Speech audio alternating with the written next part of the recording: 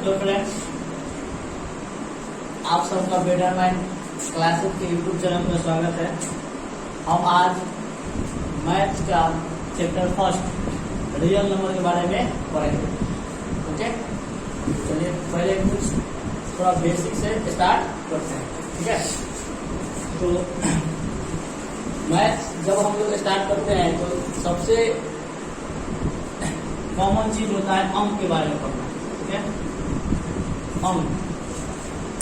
तो सबसे पहले हम लोग अंक के बारे में समझेंगे। अंक आखिरकार होता क्या है। ठीक है,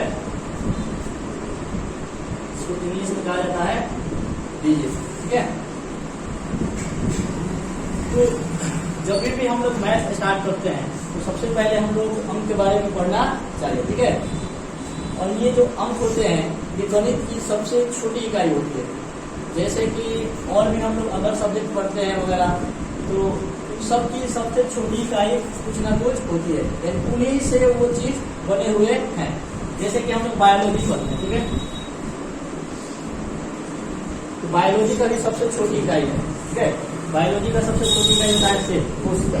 ठीक है, उसी तरीके से अगर हम अंग्रेजी पढ़ते हैं, इंग्लिश पढ़ते हैं, इंग्लिश की भी सबसे छोटी इकाई होती है लेटर। ओके, जैसे हिंदी पढ़ते हैं तो उसमें भी छोटी इकाई अक्षर हो जाते हैं। ठीक है, यानी अक्षर हिंदी में भी पढ़ते हैं तो इसकी भी छोटी इकाई क्या हो जाती है, अक्षर हो जाती है। ओके, जैसे कि अक्षर वो कहा होगा हमारा। ठीक है, जैसे लेटर में क्या हो जाएंगे, एबीसीडी। ठीक है,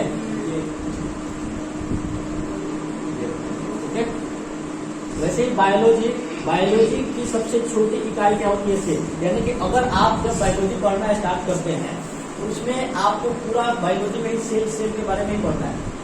क्योंकि पूरा बायोलॉजी का मतलब होता है कि सजीवों का अध्ययन। ठीक है, सजीवों का अध्ययन को क्या कहा जाता है, बायोलॉजी। ठीक है, सजीवों का अध्ययन का मतलब यह है कि सजीव जो होते हैं, पूरा का पूरा सजीव किससे बने होते हैं, सेल से बने होते हैं।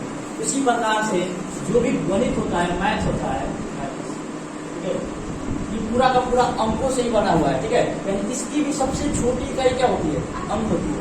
लेकिन सबसे पहले इसके बारे में जानना क्या है, जरूरी है। ठीक है, यानी इसका आप लोग परिभाषा लिखना चाहें तो किस तरीके से लिख सकते हैं कि गणित की सबसे छोटी इकाई क्या कहलाती है, अंक कहलाती है। ठीक है, जैसे कि क्या हो जाएगा 1 2 3 4 कहाँ तक 9 तक, इसमें 0 भी आ जाएगा। ठीक है, 0 भी इसमें शामिल हो जाएगा। अगर आपसे पूछा जाए कि टोटल अंकों की संख्या कितनी है, 10, तो 10। ठीक है, समझ में आ रहा होगा। ठीक है, हमने यहाँ पे क्या समझ लिया, अंक को हम लोग समझ लिया। ठीक है, दूसरा टॉपिक होता है कि संख्या क्या होता है। ठीक है, क्योंकि आप यहाँ पे हम लोग का जो चैप्टर है, चैप्टर फर्स्ट है, उसमें भी क्या है, देखिए संख्या के बारे में पढ़ना। ठीक है, अब ये पता नहीं है कि वास्तविक संख्या क्या होता है, लेकिन अभी आप इतना समझिए कि संख्या क्या होता है, पहले इसको समझेंगे, उसके बाद में इसको समझेंगे। ठीक है, तो देखिए संख्या इंग्लिश में इसको कहा जाता है। ओके, तो समझते हैं लोग कि आखिरकार संख्या होता क्या। ठीक है, तो जैसे अंक हम लोग समझ रहे हैं, गणित की सबसे छोटी इकाई होती है, क्या होती है, अंक होती है। ठीक है, उसी तरीके से अंकों की सहायता से क्या बनती है, संख्या बनती है। अंकों की सहायता से क्या बनती है, संख्या बनती है।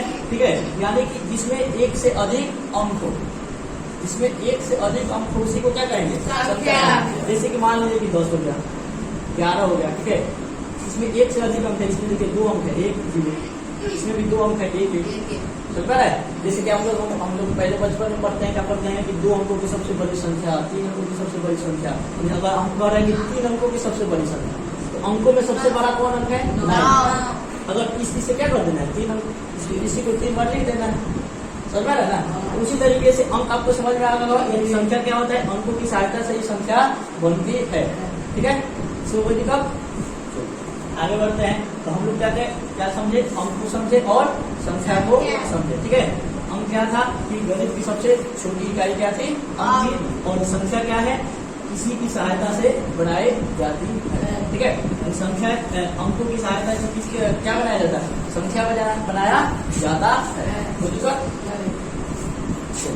आगे समझते हैं, ये हम आप लोगों को एग्जाम्पल लिए थे कि हर एक चीज जो भी सब्जेक्ट हम लोग पढ़ते हैं तो सब सब्जेक्ट का क्या होता है, छोटी इकाई होती है, कुछ ना कुछ उसकी छोटी इकाई होती है। ओके,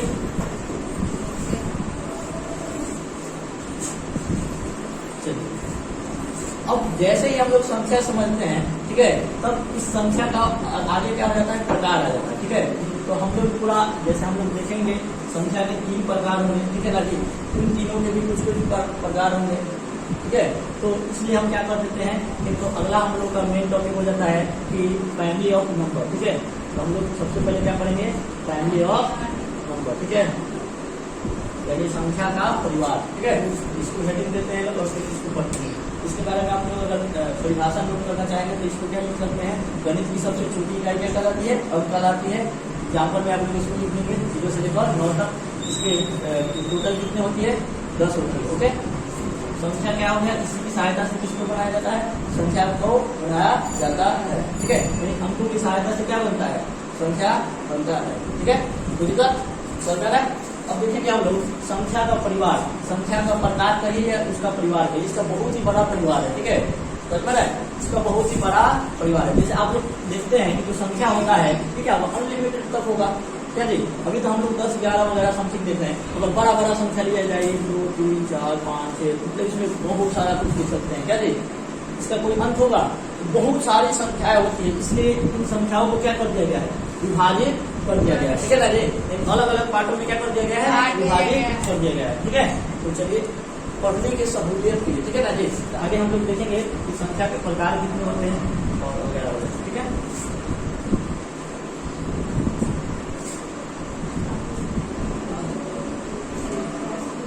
आप लोग स्क्रीनशॉट ले लीजिएगा। ठीक है, चलिए अगला है जिसका है फैमिली ऑफ नंबर। ठीक है, संख्याओं का परिवार, संख्याओं का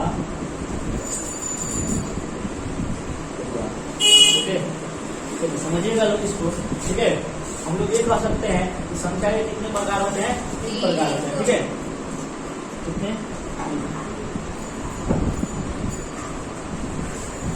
पहली संख्या किसको कहा जाता है, वास्तविक संख्या। ठीक है, ठीक है, यानी रियल नंबर। दूसरा कौन हो जाएगा, काल्पनिक। ठीक है, इमेजिनरी नंबर।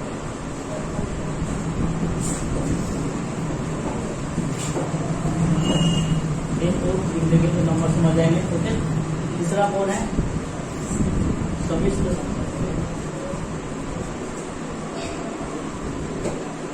इसको इंग्लिश में कहा जाता है कॉम्प्लेक्स नंबर। ठीक है,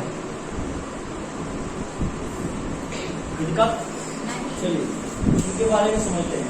हम लोग का जो चैप्टर है, फर्स्ट चैप्टर है, वो किसके बारे में है, रियल नंबर के बारे में। ठीक है, वास्तविक संख्या के बारे में। देखिए आप इसको ऐसे कह सकते हैं, संख्या का परिवार जो है, इसमें अभी और भी परिवार में देखेंगे क्योंकि जो परिवार होता है क्या उसमें केवल 3 ही मेंबर होते हैं, ऐसा तो है नहीं, इसमें बहुत सारे मेंबर होंगे। ठीक है, अभी तो हमने क्या देखा कि 3 मेंबर है, कौन कौन, वास्तविक, काल्पनिक और सम्मिश्र। ठीक है ना जी, यानी संख्या कितने प्रकार के हो गए, 3 प्रकार के। ठीक है, वास्तविक संख्या, काल्पनिक संख्या और सम्मिश्र संख्या। या फिर आप ऐसे भी कह सकते हैं कि संख्या के कितने लड़के, 3 लड़के। ठीक है, कौन कौन, वास्तविक, काल्पनिक और सम्मिश्र। ठीक है, हम लोगों का जो चैप्टर है, फर्स्ट चैप्टर है, उसमें हम लोग को किसके बारे में पढ़ना है, वास्तविक संख्या के बारे में पढ़ना है। ठीक है ना जी, समझ पा रहा है।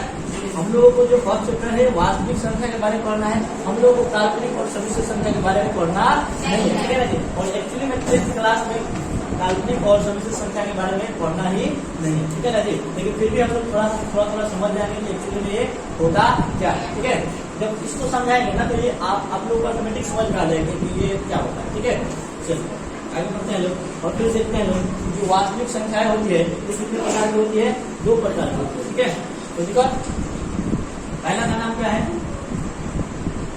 परिमेय।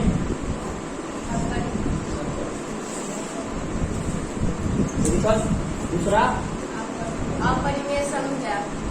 अपरिमेय संख्या। ठीक है, इंग्लिश लिख लिखते हैं इसका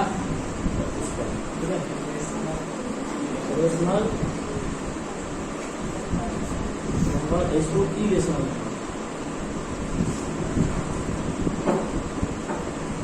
ये देखिए ये जो हम लोग का आज का जो क्लास होगा वो हर एक क्लास के लिए क्या होगा इम्पोर्टेंट होगा, ठीक है। कोई भी क्लास के बच्चे इसको पढ़ सकते हैं, ठीक है, क्योंकि ये क्या है बेसिक है, समझ रहे।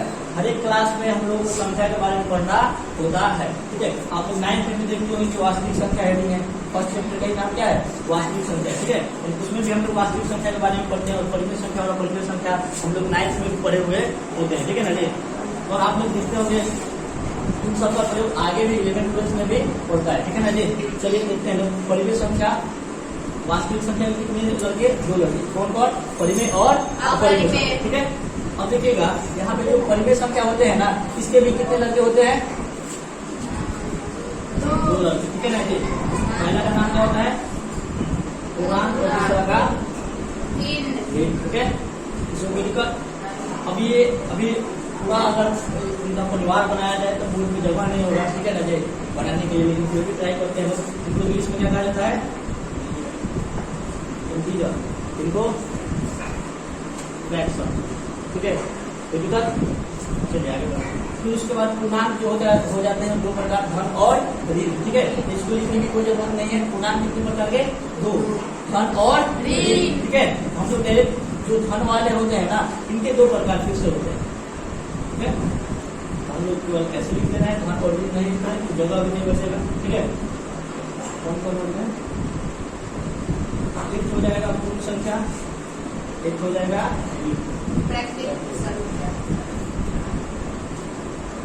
इंग्लिश में इसको कहा जाता है होल नंबर, ठीक है।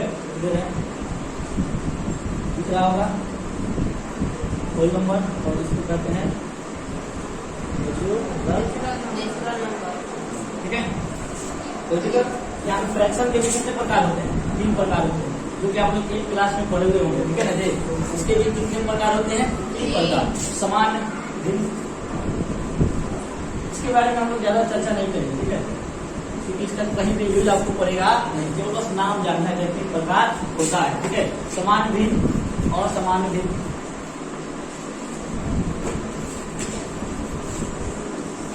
और दूसरा होता है मिश्रित भिन्न, ठीक है। इंग्लिश में इसको कहेंगे प्रॉपर फ्रैक्शन, ठीक है। क्या कहेंगे proper fraction, PROPER FRAC TION, ठीक है। प्रॉपर फ्रैक्शन जगह नहीं है, ठीक है।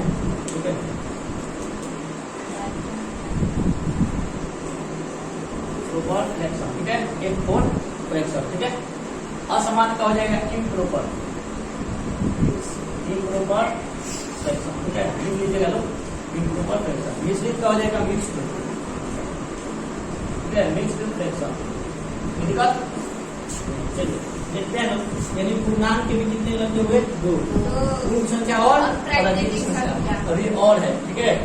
अभी हम लोग ये देखेंगे कि जो प्राकृतिक संख्या होते हैं इनके भी कितने लगे होंगे 2, ठीक है। कौन कौन, सम और विषम, ठीक है। सम संख्या और विषम संख्या, ठीक है। इंग्लिश में इसको कहा जाएगा इवन नंबर और इसको ऑड नंबर, ठीक है। तो दिक्कत इंग्लिश नहीं लिख रहे हैं, इवन इवन होता है, ODD ऑड होता है, ठीक है। और जो पूर्ण संख्या होती है इसके भी 2 प्रकार होते हैं, ठीक है। कौन कौन, भाज्य और अभाज्य। इसमें कौन कौन हो जाएंगे भाज्य और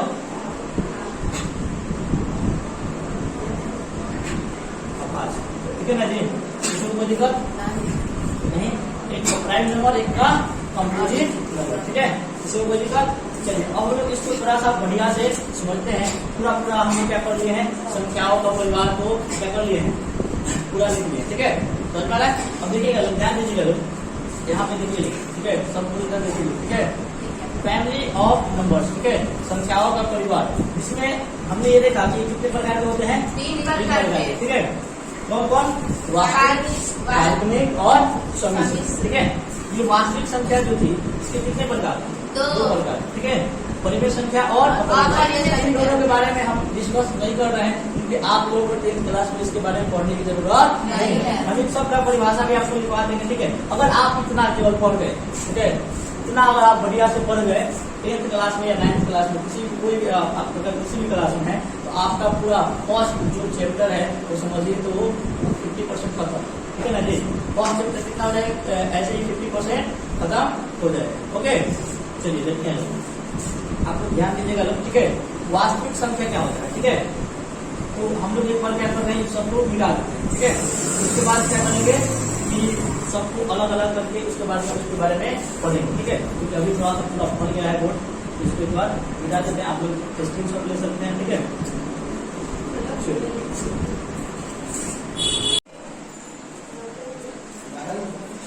तो आप लोग स्क्रीनशॉट ले लिए होंगे लोग, ठीक है।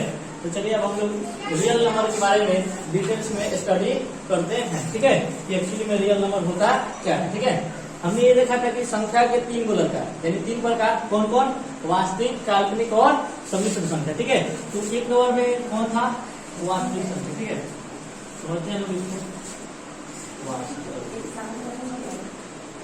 ठीक है।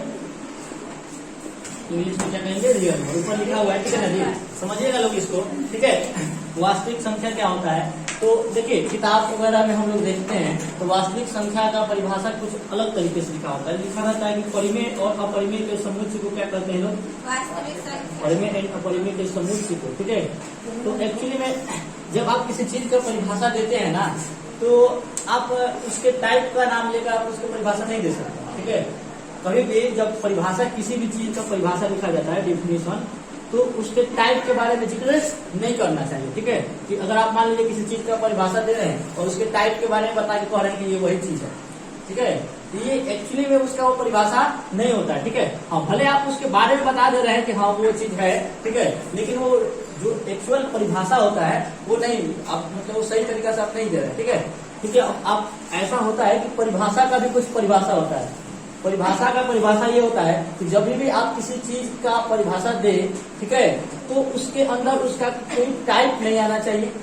पहला चीज आपको ध्यान देना पड़ेगा, किसी भी चीज का जब आप परिभाषा लिखेंगे तो उसका टाइप के बारे में आपको लिखना नहीं है, पहले ही उसके टाइप के बारे में लिख दिए, ठीक है। दूसरा चीजों को ध्यान इसमें ये रखा जाता है कि साइनोनेम्स का प्रयोग नहीं करना चाहिए, साइनोनेम्स, ठीक है। साइनोनेम्स का मतलब होता है पर्यायवाची शब्द, हिंदी में क्या कहते हैं लोग, पर्यायवाची, पर्यायवाची शब्द, ठीक है। पर्यायवाची का मतलब होता है कि उसी का दूसरा नाम, ठीक है। जैसे हम लोग आग, अग्नि कहते हैं लोग, क्या जी, समझ में, ये क्या है, एक दूसरे के पर्यायवाची। अगर आपसे हम पूछेंगे कि आग क्या है तो कह दीजिएगा अग्नि आग है, क्या जी। अगर आपसे पूछे, समझिए हम आपको पूछ रहे हैं कि, ध्यान दीजिएगा, अगर हम आपसे पूछ रहे हैं कि आम क्या होता है, आम क्या है, आप क्या कह देंगे कि मैंगो आम है, ठीक है। आप क्या करते हैं, अगर आप बोलेंगे कि मैंगो आम है तो किसी सामने वाले को बुझाएगा कि क्या क्या चीज के बारे में कह रहा है, ठीक है। आप फ्रेंच में बोल दीजिए कुछ मैंगो को, आओ साम साम कर दीजिए कि आम क्या है, ठीक है ना जी। उसी बोल देंगे तो क्या वो आम हो जाएगा, नहीं ना जी। यानी इसके बारे में आपको डिफिनेशन देना पड़ेगा, इसका आप साइनोनेम्स का प्रयोग नहीं कर सकते, यानी उसी का दूसरा नाम का प्रयोग करके किसी भी चीज का परिभाषा नहीं दिया जाता, ठीक है। तो आखिरकार किस तरीके से परिभाषा देंगे, अगर आम का ही आपको परिभाषा देना है तो कहेंगे कि गोल गोल, ठीक है ना जी, जेकरा अंदर आठी रहेगा, बाहर क्या बोलते हैं छिलका है, पीला पीला पका हुआ छिलका रहेगा, ठीक है, उसको चूसा जाता है इस तरीके से, तब आगे वाले को समझ में आएगा कि किस चीज के बारे में बात कर रहे हैं। अच्छा वो अम्मा के बारे में बात कर रहा है, क्या जी, समझ में है। तो इस तरीके से किसी भी जब चीज का परिभाषा दिया जाता है तो दो चीजों को ध्यान में रखा जाता है, उसके टाइप का आपको बात नहीं करना है और साइनोनिम्स का बात नहीं करना है, ठीक है। तो उसका जब भी आपको परिभाषा देना है तो इन दो चीजों को आपको रखना नहीं है। तो अगर हम वास्तविक संख्या को परिभाषा इस तरीके से दे दे कि परिमेय और अपरिमेय के समुच्चय को वास्तविक संख्या कहते हैं, तो क्या ये सही माना जाएगा? भले आप इसके बारे में बता दे रहे हैं, ठीक है ना जी, सामने वाले को समझ में आ जाएगा, ठीक है, लेकिन ये एक्चुअल डिफिनेशन इसका नहीं हुआ, ठीक है। इसका एक्चुअल डिफिनेशन क्या होता है ये हम आपको बता रहे हैं, ठीक है। ध्यान दीजिएगा लोग, वास्तविक संख्या वो ऐसी संख्याएं होती है जिनका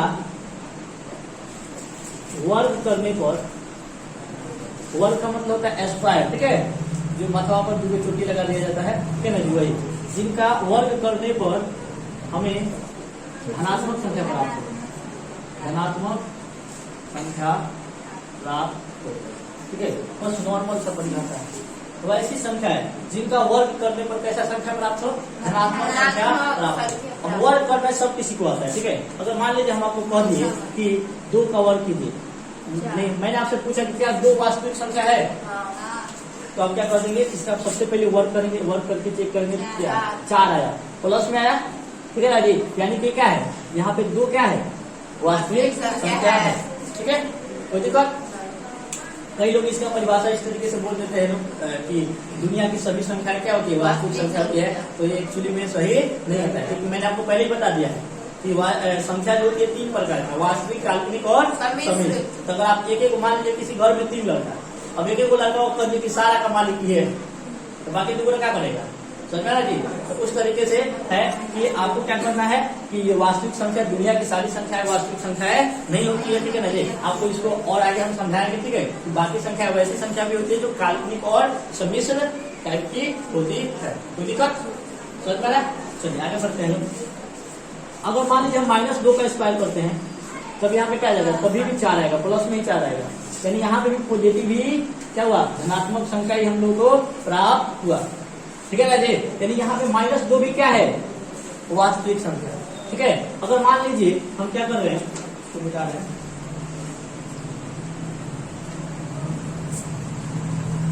अगर मान लीजिए हम कह दे रहे हैं कि √2, ठीक है, √2 का अगर हम स्क्वायर करेंगे तभी भी क्या आएगा, 2 आएगा, यानी ये भी क्या है, पॉजिटिव संख्या है, ठीक है। अगर हम कह दे रहे हैं कि -√2, इसका भी स्क्वायर करेंगे तो पॉजिटिव में ही क्या आएगा, 2 आएगा, समझा ना जी। इसका भी स्क्वायर क्या होगा, पॉजिटिव ही 2 आएगा, यानी इन सब में अभी देखिए धनात्मक संख्या प्राप्त हुआ है, यानी ये जितने भी ये संख्या अभी आपको हमने लिखवाया है, ये सब कैसी संख्या है, वास्तविक संख्या है, समझा ना जी।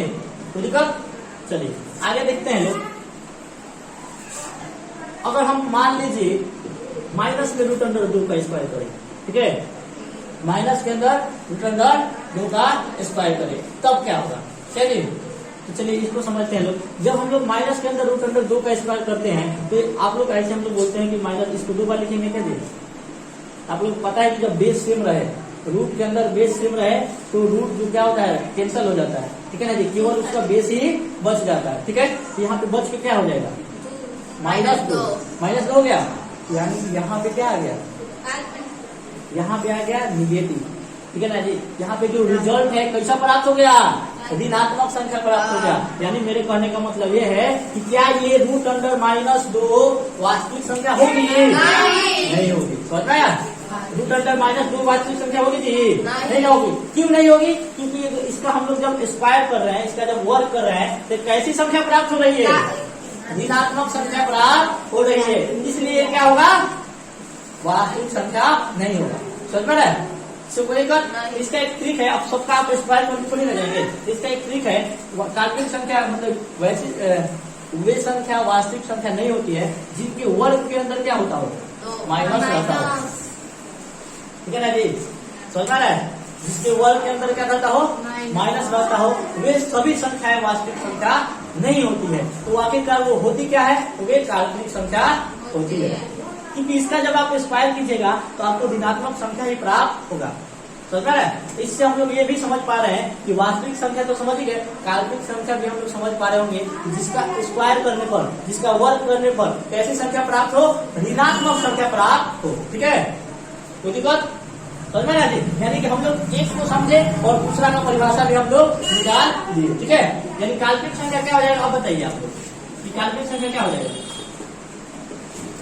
बताओ तो चला, काल्पनिक संख्या क्या हो जाएगा, वैसी संख्या जिनका वर्ग करने पर ऋणात्मक संख्या, क्या जी, यानी वैसी संख्या जिनका वर्ग करने पर हमें ऋणात्मक संख्या प्राप्त हो, वो क्या कहलाएगा, काल्पनिक संख्या कहलाएगा। इंग्लिश में क्या कहेंगे इसको, इमेजिनरी नंबर। इसको कोई दिक्कत बुझा रहा है, समझ में आ रहा है। यानी वे संख्या, देखिए इसका एक शॉर्ट ट्रिक है, शॉर्ट ट्रिक क्या है कि कोई भी काल्पनिक संख्या वो वही होती है जिसके अंदर क्या होगा, माइनस के अंदर होगा, ठीक है ना जी। यानी रूट के अंदर क्या होगा, माइनस होगा, ठीक है।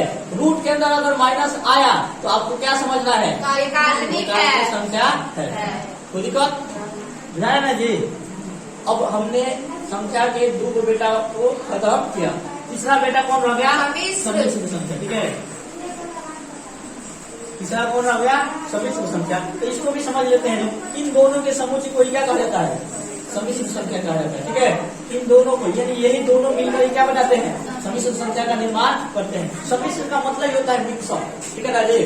सम्मिश्र संख्या का मतलब होता है मिक्सअप। हमने इसका इंग्लिश क्या लिखवाया था, कॉम्प्लेक्स लिखवाया था, कॉम्प्लेक्स का मतलब होता है जटिल, ठीक है।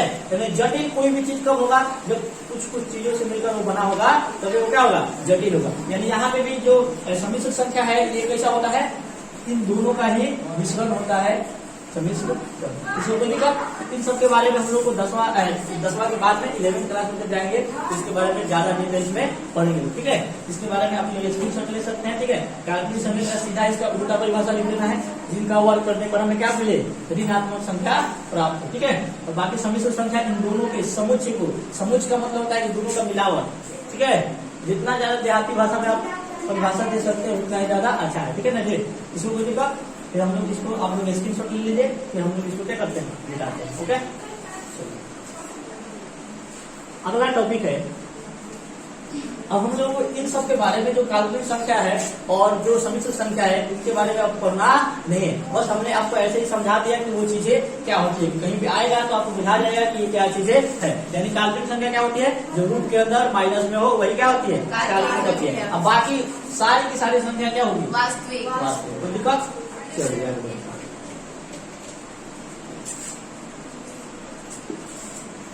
अब हम लोग देखेंगे कि ये जो वास्तविक संख्या होती है ये कितने प्रकार की होती है। हमने क्या देखा था, 2 प्रकार की, ठीक है।